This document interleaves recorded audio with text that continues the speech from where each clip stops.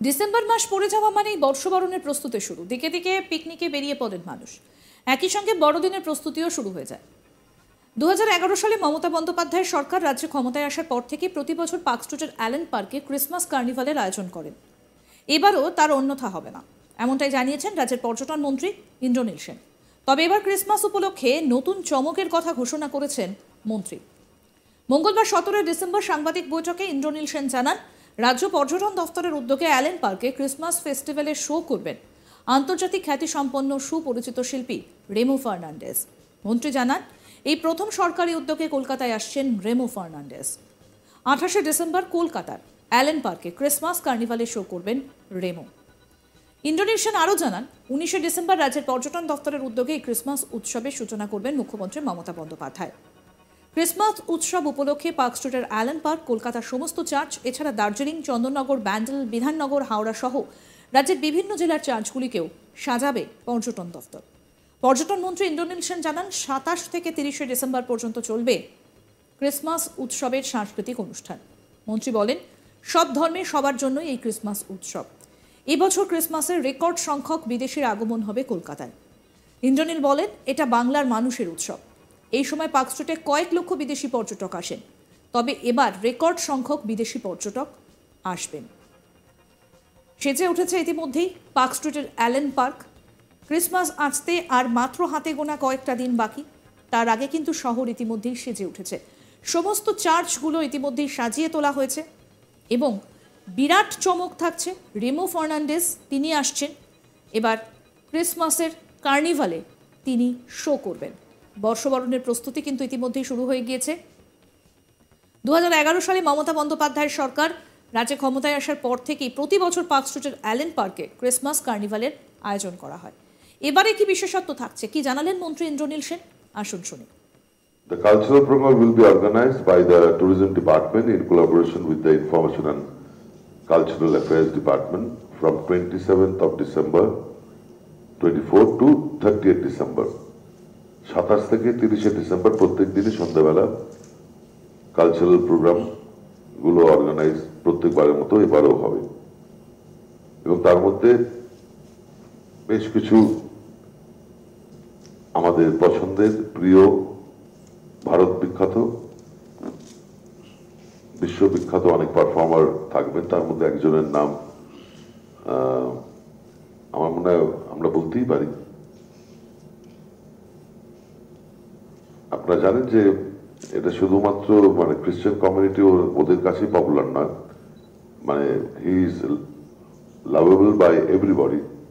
গান বাজনার জগতে যারা আছেন, Remo Fernandes will come and will perform on 20th of December Allen পার্কে এই পারফরমেন্সটা হবে এবং ফর দ্য ফার্স্ট টাইম এই ক্রিসমাস কার্নিভালে ক্রিসমাস ফেস্টিভ্যাল অ্যালেন পার্কে Remo Fernandes will come and will perform এবং এন্টারটা মানে যে ইলুমিনেশন হয় তার ক্রিয়েটিভ বলুন, যে ব্র্যান্ডিং গুলো আমরা এখনো দেখতে পাচ্ছি এবং শহর জুড়ে গেছে, আপনারা দেখতে পাচ্ছেন যে ফিল্ম ফেস্টিভ্যালের পরে যে সব ধর্মের জন্য এই পশ্চিমবঙ্গ সরকার কাজ করে। তাই বারংবার আমাদের মাননীয় মুখ্যমন্ত্রী বলেছেন যে ধর্ম আমার, ধর্ম তোমার, উৎসব সবার। এবং এই যে ক্রিসমাস ফেস্টিভ্যালটাও যে সবার উৎসব, সেটাকে মাথায় রেখে কিন্তু it has been curated and design and conceptually basic brainchild is our honourable chief mister Mamata Banerjee.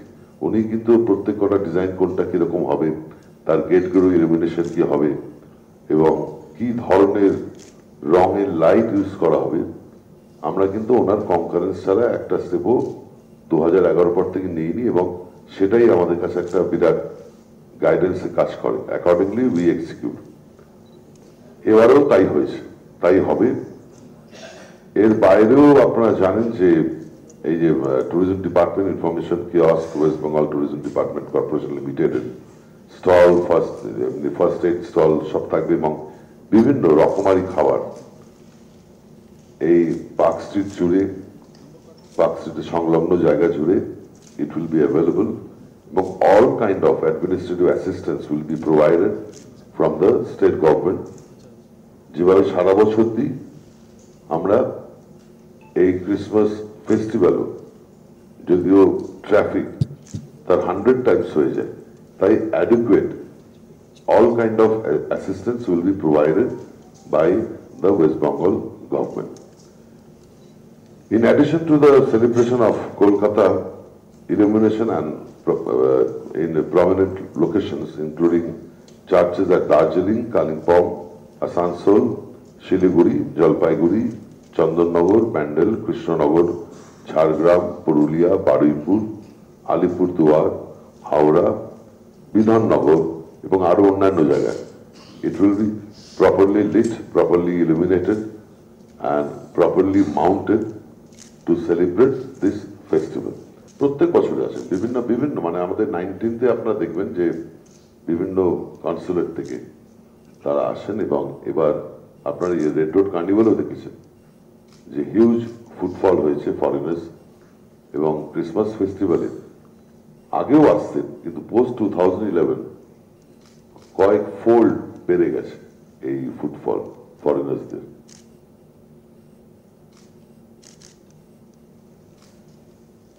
Anything else?